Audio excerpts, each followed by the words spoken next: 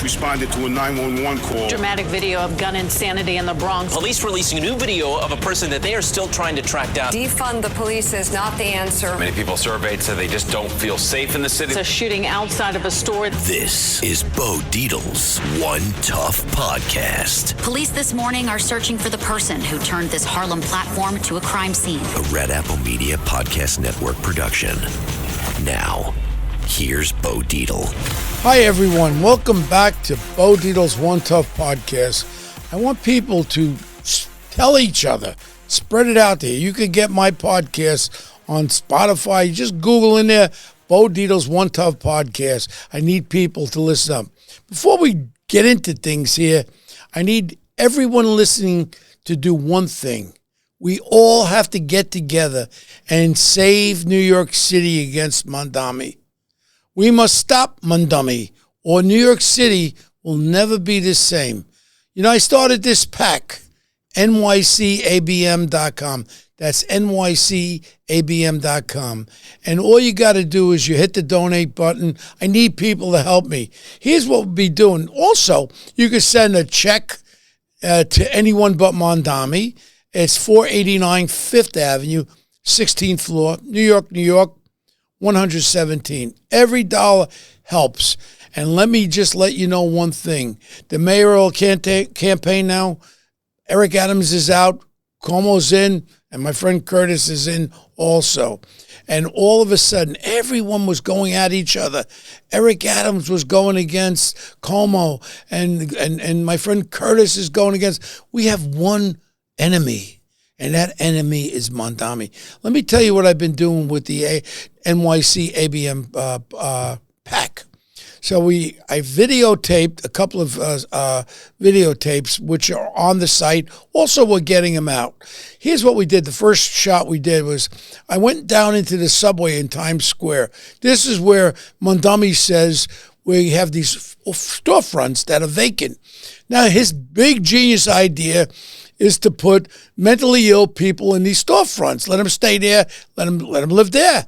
And that will give them great access to the platforms, to the trains. So when they want to throw somebody in front of a train or stab somebody, they're right there. He's making the accessibility really good. That was one of the videos I made.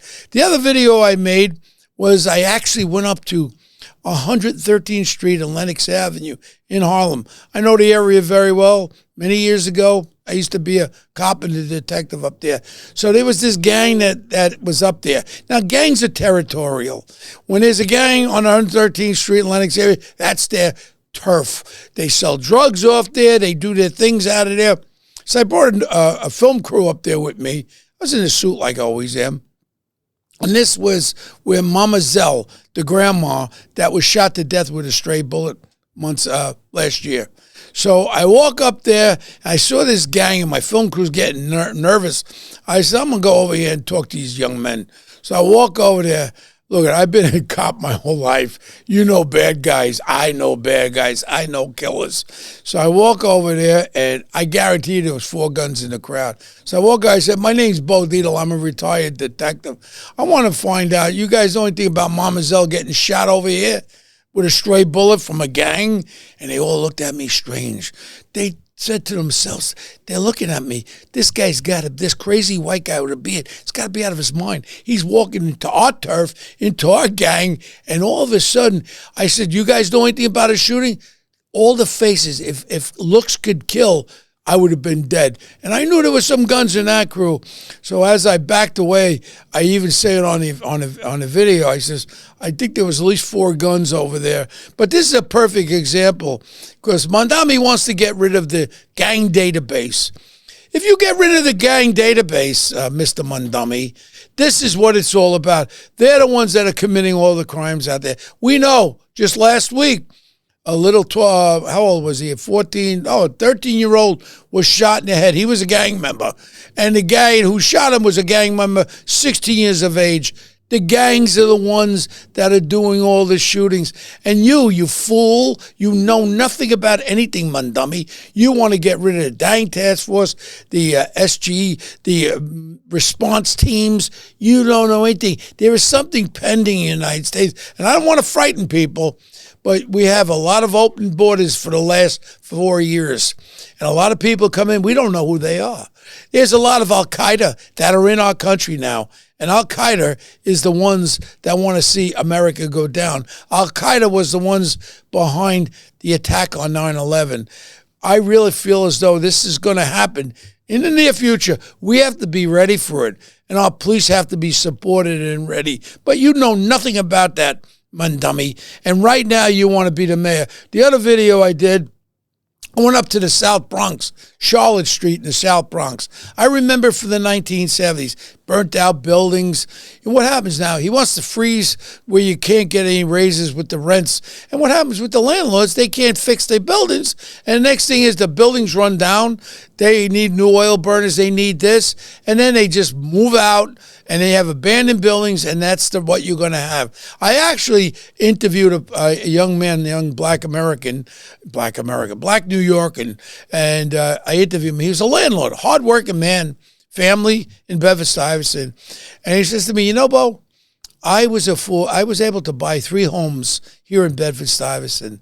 My most important thing is my safety for my family. Also, my most important thing is supporting the police and also supporting mayors that understand New York. And I tell you right now, these videos I put together, I want people to go to NYCABM.com. Start looking at the videos. I'm going to be releasing them on social media and forms of advertising. But I need people to contribute. I don't care how much you contribute. Remember, NYCABM.com. And I tell you right now, with Eric Adams out of the mayor's race, he's being praised for pulling the city above and putting the city above himself. That's bull crap. You know what? If Eric Adams was running a little higher, he wouldn't have been pulling out. I think he was tracking about 7 or 8%, clearing the lane for Andrew Cuomo to go head-to-head with Mamdani. You know what? Cuomo wasted no time. He's he's talking about destructive extreme forces under Mamdani. And he's saying it's not too late to stop this socialist agenda. You're right. Stop his socialist agenda. But before that happens, Andrew, and I know you a long time, and I know your dad, I want to talk to you. I told your sister, Madeline, I want to meet with you. The way you can win, Andrew, is you've got to do a contrition. And what your contrition would be, you are our governor. You made a lot of mistakes. You've got to admit the mistakes. One of your big mistakes was releasing all these cop killers. One of your big mistakes was bail reform. And you made a mistake. Maybe you didn't know it when we had the COVID problem there. People died. And that's on people's heads. People want to see someone who's caring and can admit when they did wrong. You want to be the mayor of New York City? I tell you what, I want you to be the mayor over Mamdani. But before you become mayor, you have to let the people know you have a friggin' heart. You have to go to the people and say, you know what? I'm sorry for the things that happened when I was governor, but I'm here today for one reason. I can save New York City from this socialist communist. That's what you got to say, Andrew. And you got to say, I apologize to any families who had problems with what I did with COVID. And I also apologize to all the families of all these cop killers that I released. Also, all the victims from bail reform. You got to fall on the sword, Andrew. You got to let people know there's a different Andrew inside. If you care about New York City, you could do this contrition. I'll tell you the truth. I love Curtis Lewa. Can he win? Well, I know one thing. I will send him money, and I know another thing. I support Curtis Lewa in the sense that right now, he's the only one that really believes in public safety. And here's the big one I like about him. He's honest. We know all about Eric Adams and his 40 thieves that were in charge of operations here. You know, Mamdani, on the other hand, is whining about Trump and billionaires. He's pretending none of this changes the outcome. Adams exit but doubles down on extremism. And even though Adams is gone from the ballot, he's not done talking. Editorial boards say he did the right thing. Now, free from the campaign. He's taken a position to speak out as the city's moderate voice. Come on, Eric. All I know is a lot of investigations going on. $7 billion, Eric. Migrant money, no bid contract. $12 million a week for a burnt-out Roosevelt Hotel. 2 years, that's $1.6 billion. $101.5 billion. Security, I didn't get any of that.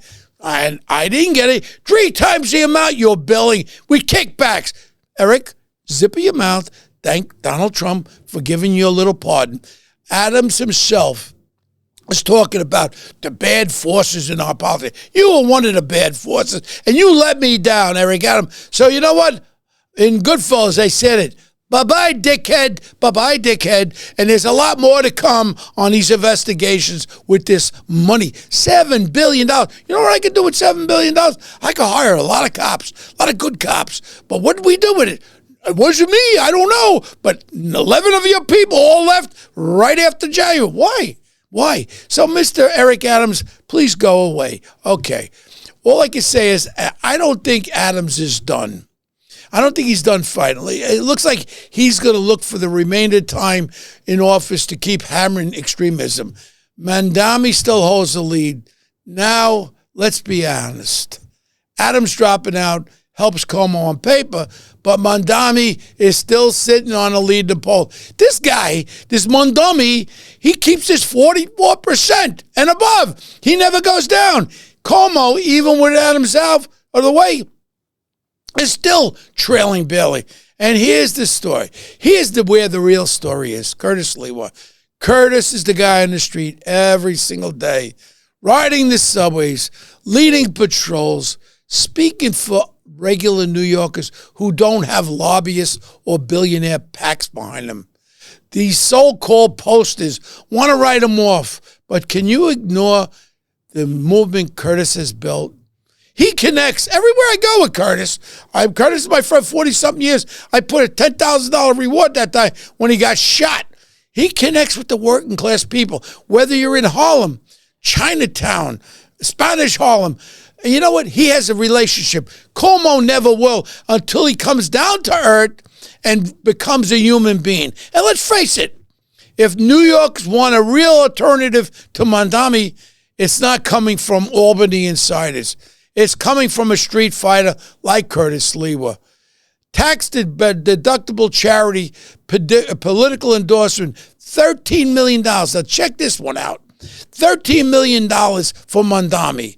Now let me tell you how Mandami gets his machine fueled. Sam Antar's investigation exposed how Soros' so-called charity funneled $13 million through Bend the Arc. All ended up with an endorsement for Mandami. Fake loans, recycle grants, same people running the show. Taxpayers subsidize over $500,000 of this scam. And none of this shows up in the New York City campaign finance filings. But make no mistake, this is indistinguishable from political spending. This is how the game is played. Tax-deductible dollars get laundered into political power, all to push a radical like Mandami. Let's call him dummy. Bombshell union emails on Mandami's fitness, and there's another blow. A leaked email from Randy Weingarten, disgusting lady. She's the head of the Board of Education. Disgusting lady. Top aide admitted Mandami lacks the experience to run New York. Even these lefty dummies know he can't run a friggin' Kool-Aid stand. Now you want to put a $15 billion budget, $115 billion budget in his hands? This is a fool. He's a child. He's a punk kid. And you want him to run the city? They even compared him to Chicago's Brandon Johnson, another idiot, who's been a total disaster. Crime, the city's in bankruptcy. I think New York City, hold on. I think we owe about $100 billion the city, I think, owes. When this jerk gets in there, that will have a quick double up. He's going to give everything away. Grocery stores, free buses. Where's the money coming from, dickhead? When even the left's own insiders are privately admitting Mandami isn't fit to lead. That's what you really need to know. Cuomo and Sliwa now have real ammo. Stop fighting each other. It's not just critics saying Mondami's unqualified. It's his supposed ally. The transit union endorsed Andrew Cuomo. And speaking of unions, Cuomo just landed a big one. Like I just said, 20,000 member transit union. Their president, John Costa, ripped Mondami's free bus socialist fantasy, saying it's going to kill jobs. Look at Kansas City. Free fares led to over 100 layoffs. Cuomo, on the other hand, can point to a proven record of transit investment as governor. This endorsement is a clear sign from organized labor. Mondami's policy just don't hurt riders. They threaten workers' livelihoods. Mondami's airborne hypocrisy? This is really beautiful. And here's the one that really exposed his double standards. Mondami rallies against Airbub in New York, but his family's been cashing in on luxury Airbub rentals in their Uganda compound for years. We're talking armed guards, private cooks, massages, monkeys in the garden, $300 a night, while Mondami poses as a struggling tenant in Queens. His family profits from high-end rentals abroad. That's not working-class credibility. That's trust fund, baby, hypocrisy, and it's all BS. Mondami's silence on Hamas, that's just telling you what he feels. He supports these terrorists, and that's what it's all about. He's an anti-Semite. He hates the Jews, so he hates Israel. He hates Netanyahu. Hey, don't forget, Mondami still refused to denounce Hamas. He wouldn't even lie. He doesn't even want to say that. He broke his promise. He said he was going to apologize to the NYPD. When he's questioned on that, he doesn't want to say anything anymore. He's too scared of his socialist allies. And with Adams out, it's time for police unions. I tell everybody, my friends in the police union, why aren't they having a news conference? Every union support the fact that they are anti-Mondami. Step up, my unions, once and for all. All I know, one thing, he wants to gut the NYPD authority. You know, you got to understand something. What you have is with the NYPD, you have balances and checks. And when they investigate the conduct of a cop, the police commissioner has power. Then the commissioner has the final say on the discipline to the CCRB. Let me tell you, every police union in the city is sounding the alarm. The PBA, SBA, DEA, they all say this will destroy morale. Morale is destroyed. Trigger mass resignation, it's happening. Cripple recruitment, just look at the shape of the last recruitment class. All the qualifications have been dropped, and you can be fat, you can do this, you need to be in shape to be a cop. This is straight from Mondami's DSA playbook. And the DSA is a terrorist group that is covering up now with this Democrats Society of America crap. If he gets a chance, he'll push a ballot measure to cement it into law. It's the end of policing as this city knows it. You're listening to Bo Dietl's One Tough Podcast. Please stay tuned with this message, and we'll be right back. Thank you. Optimism isn't sunshine and rainbows. It's fixing things, changing the way we fix things. It's running the world on smarter energy. Because if optimism never stops, then change can't either. GE Vernova, the energy of change. Now, while Mondami plays radical politics, the reality on the ground is simple. New Yorkers are getting less safe, and families are living with the consequence of crime every single day. All I can say is there was a Brooklyn mentor's son. He was trying to get kids the right way and all that. 24 years old. He was gunned down in front of his grandma's home near Prospect Park. Take this case. Take it. Eric Mason, a lifelong mentor, spent decades trying to steer kids away from violence. But tragically, it hit home. His 24-year-old son, Ramal Ingram, was gunned down outside his grandma's home in Flatbush, just blocks away from Prospect Park. The suspect, a 20 1-year-old Kindle Ikakunka, whatever the frig his name is charged with murder and held without bail. Oh my God, he was held without bail. Woo! Should have a party. Usually they can let him right out. Ramal wasn't in the streets. He was coaching basketball, mentoring kids, and even training to help manage young artists. His family describes it. This is a perfect youth here trying to help kids. His family describes him as respectful, funny, and a role model. Yet, the violence of this city that is very safe still found him. This is the brutal reality. Even families who dedicate their lives to fighting crime are not safe from it.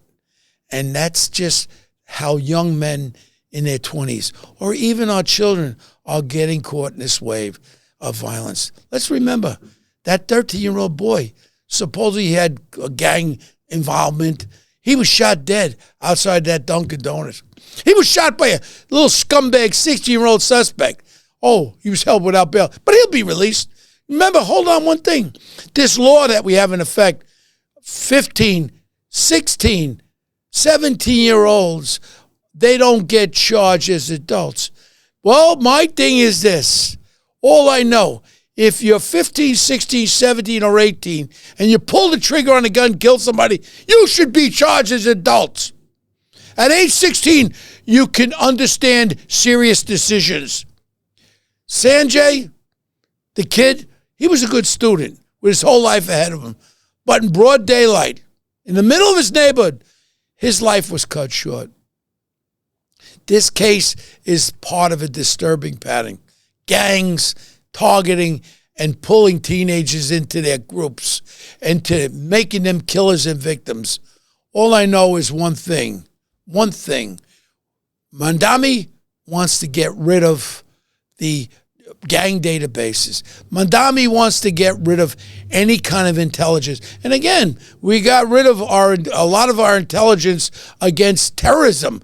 Everybody's forgetting about terrorism. I'm not forgetting about. There are Al-Qaeda groups in America who are just planning on another attack, but they're going to make it big. A lot of body count. Maybe a multiple attack. Some little birdies tell me in my ears they might even dress up as cops, and they might go after the cops and the first responders. You heard it on my podcast today, October 1st. And I don't want to be right, but I feel as though it's coming, and we're not prepared. We have to prepare our police when it happens. And these local tragedies tie directly into the national picture. The same radicals shaping our politics here are glorifying terrorists and undermining law and order across America. Get this one. Tributes to cop killer. This is the cop killer, Asista Shakar. Her real name, Joanne Chesimard. I was a cop in the 1970s. I remember with the Black Liberation Army, where she came from. One year they killed 11. One year they killed 13. Cops sitting in their radio car, machine gun down. Cops shot in their back. All these criminals were part of this BLA that she was part of it. You know what? The Democratic Socialists of America, the Chicago Teachers Union, they paid tribute to cop killer. I'm so angry. Assis Shakar, her name is Joanne Chesimard. She murdered New York State Trooper Warner Forrester. I was a cop then in 1973. She escaped prisoner, and that punk piece of garbage who's dead, God bless him. God spit on his soul. And she was allowed to go to Cuba and live in comfort in Cuba. My friend, drunk Governor Phil Murphy, you came off the bar. He actually blasted the tribute as shameful and depraved. Leaders on both sides condemned them, but one person stayed silent. Mikey Sherrill. She's a helicopter pilot who's running for governor. If you're going to stay quiet on an issue like this, you shouldn't become governor. And you know what? Your opponent I happen to like, and you should not be the governor, Mikey Sherrill. If you ain't got a ball bag, you may fly a helicopter. Thank you for your service.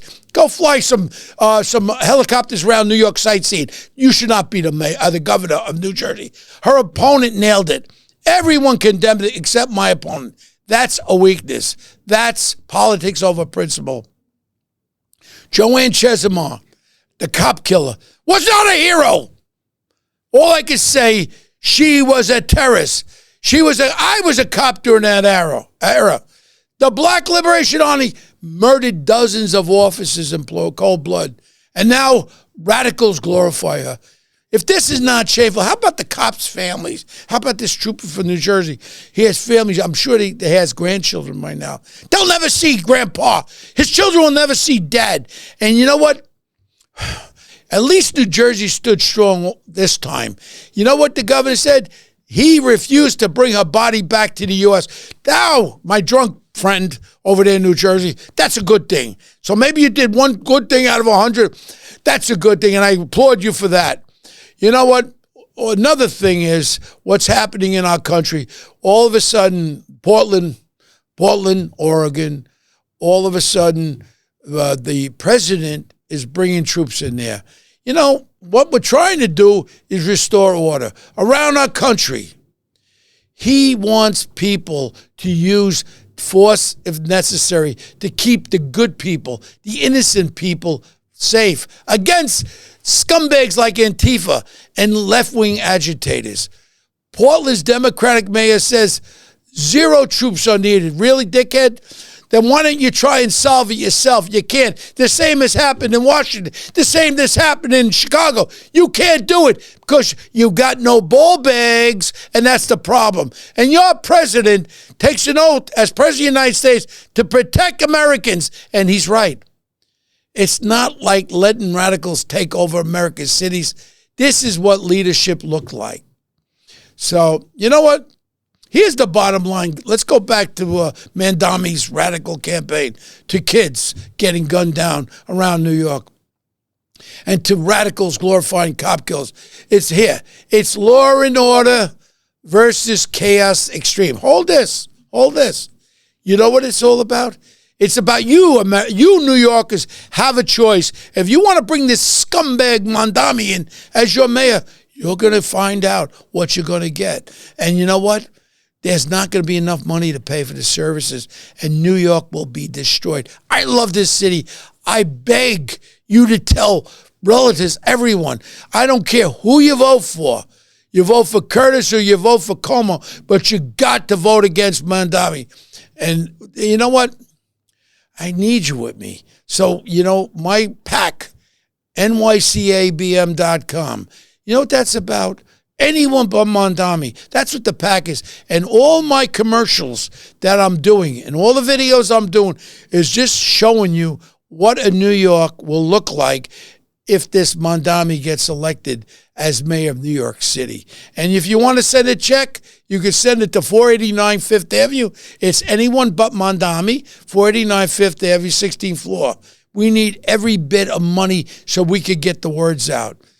You know, to sum up this whole podcast, please, when we leave here today, when you leave there today, tell your friends to look at this podcast.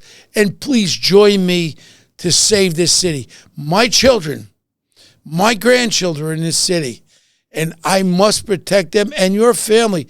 To me, the most important thing in life is safety and public safety, and also the idea of you being scared. There's nobody should ever live life who are scared. And I want you to understand something. We must take this Mandami out. That's what we have to do. You know, that's it for One Tough Podcast. Please stay safe, strong, and God bless. Tell your friends, get to my podcast. It's Bo Dietl's One Tough Podcast. Until next week, please remember, spread the word. Let's take this guy out. Thank you very much.